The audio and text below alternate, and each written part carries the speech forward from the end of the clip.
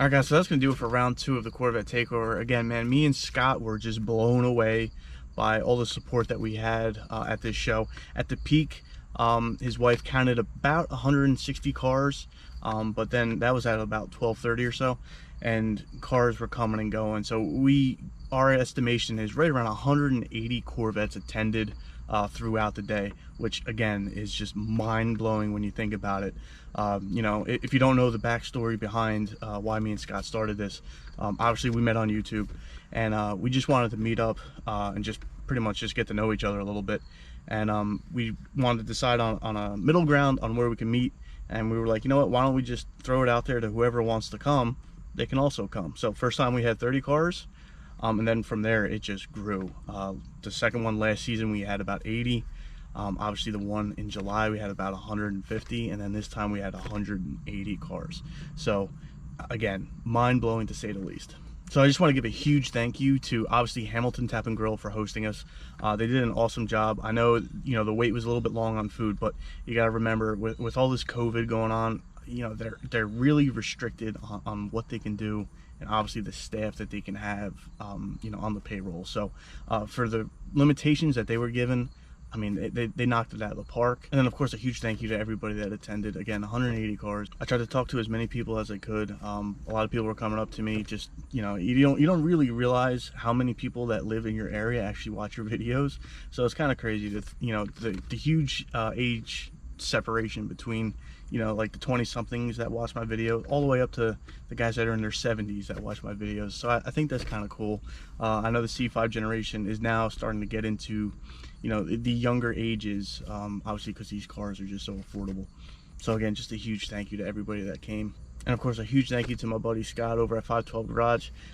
You know, he had his whole family out there. My family came. We had a great day, all of us together, just hanging out, you know, enjoying our passion with all of you. So it was a great time to spend, obviously, with him and everybody else that came out. We had a bunch of YouTubers that came out. I know I'm gonna miss some of you, so I'm just not gonna name them. I'm gonna leave links in the description to all of their channels, and just keep a lookout for their videos that come out.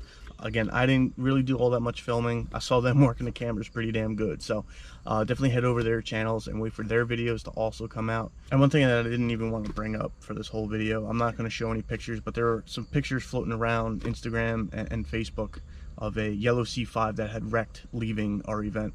I got a bunch of messages from people asking if I was okay, mainly because it was a yellow Corvette. So I guess a lot of people thought it was me, but it was not my car. It was another yellow C5. You know, the driver of the car, it wasn't even his car. It was his brother's car.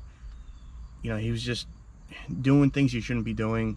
You know, you always got to remember, there's always somebody faster and louder than you at these events. So you're not showing off to anybody. You know, we're all Corvette owners. We all know what we got. And it's a C5Z that was more or less stock. Like, you're not impressing anybody. So why do it? And that's all I'm going to say about that is, when you go to a show, don't leave it acting a fool.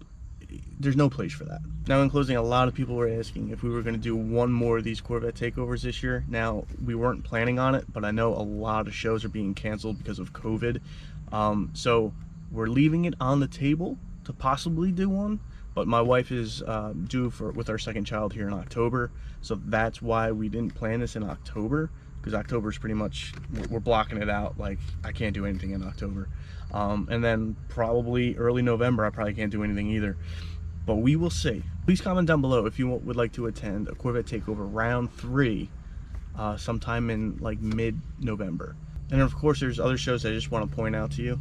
And I'm going to leave these pictures in the video here. But one in Union, New Jersey. Again, I'm going to take a picture of this flyer and put it up on the screen for you.